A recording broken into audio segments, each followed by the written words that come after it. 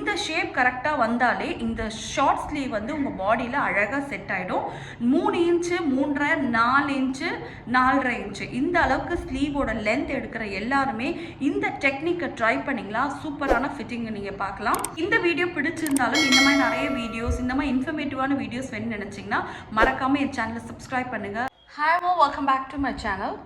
இன்றைக்கி இந்த வீடியோவில் ஒரு ஷார்ட் ஸ்லீவ் ஒரு வேளை ஒரு 4 இன்ச் 5 இன்ச் அளவுக்கு ஷார்ட் ஸ்லீவ் எப்படி ரெடி பண்ணுறது நம்ம பார்க்க போகிறோம். நார்மலாக வந்து இந்த மாதிரி ஷார்ட் ஸ்லீவ் வந்து ப்ளவுஸில் நம்ம யூஸ் பண்ணுவோம். ப்ளவுஸில் யூஸ் பண்ணுற இந்த ஸ்லீவ்லாம் பார்த்தீங்கன்னா 4 to 5 இன்ச் அளவில் வந்து ஸ்லீவ்ஸ் இருக்கும்.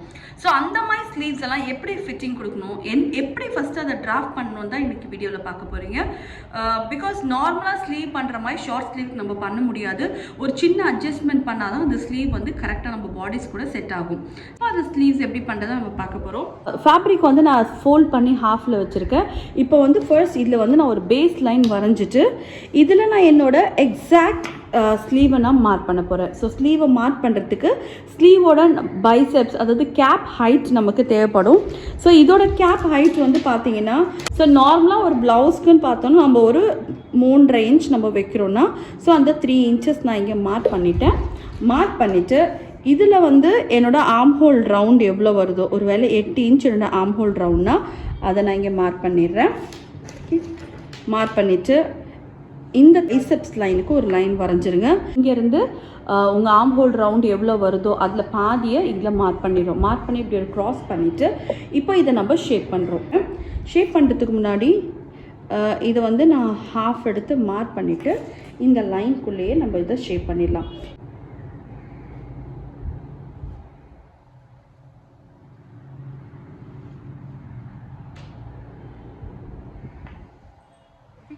நமக்கு பேக் பார்ட் ஆகிடும்.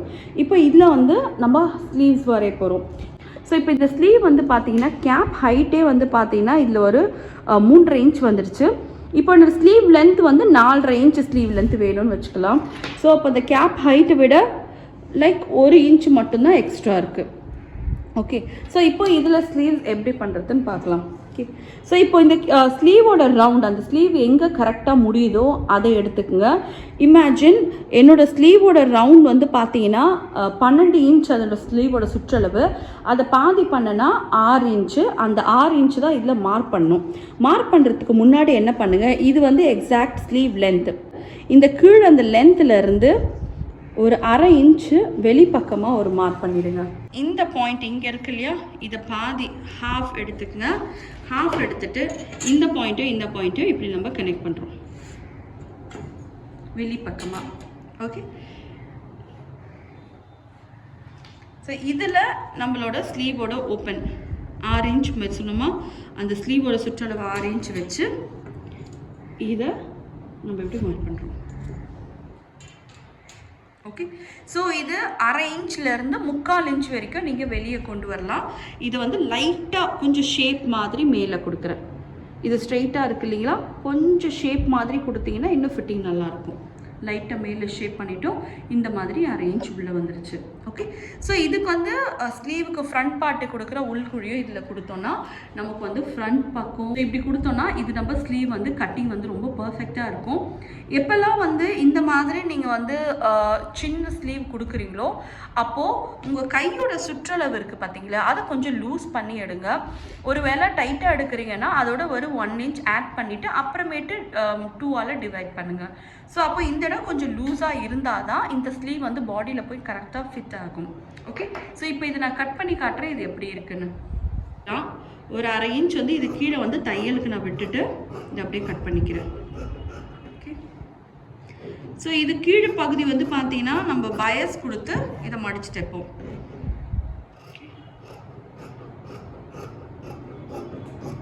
க்ராஸ் பீஸ் கொடுத்து மடித்து இதை ஃபினிஷ் பண்ணுவோம். இப்போ கட்டிங் முடிச்சு எடுத்த பிறகு இங்கே சென்டர் இருக்கு இல்லையா, அந்த சென்டரை நாட்ச் பண்ணிவிடுங்க. நாட்ச் பண்ணிவிட்டு இப்போ எங்கள் ஸ்லீவ் ஓப்பன் பண்ணி பார்த்தீங்கன்னா இந்த மாதிரி வளைவாக எப்படி இருக்கணும்.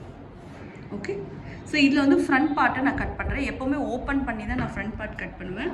ஸோ இதில் வந்து பார்த்தீங்கன்னா ஃப்ரண்ட் பார்ட்டை கொஞ்சமாக உள்ளுக்குள்ளே எடுத்து இதை கட் பண்ணிடலாம்.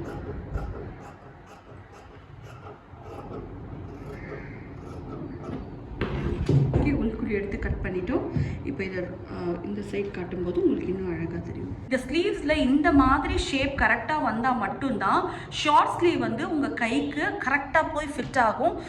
ஃபிட்டிங் வைஸும் பார்த்தீங்கன்னா ரொம்ப நீட்டாக இருக்கும். எப்போல்லாம் வந்து 4 இன்ச் ஸ்லீவ்ஸ் நீங்கள் எடுக்கிறீங்களோ, 4, 4.5, 3 அந்த அளவுக்கு வந்து ஸ்லீவ் லென்த் கம்மி ஆகும்போது இந்த மாதிரி ஷேப்பில் நான் சொன்ன மாதிரி கட் பண்ணிங்கன்னா எப்போவுமே ஸ்லீவ் வந்து ரொம்ப பர்ஃபெக்டாக உங்கள் பாடிஸில் ஃபிட் ஆகிடும். ஓகே, ஸோ இப்போ நம்ம இதை ஜாயின் பண்ணும்போது பார்த்தீங்கன்னா கரெக்டாக பர்ஃபெக்டாக அந்த ஷேப்போடு அது முடியும். இங்கே பாருங்கள், எக்ஸ்ட்ராவாக உங்களுக்கு எதுவுமே வெளியே தெரியாமல் பர்ஃபெக்ட் ஆகிடும்.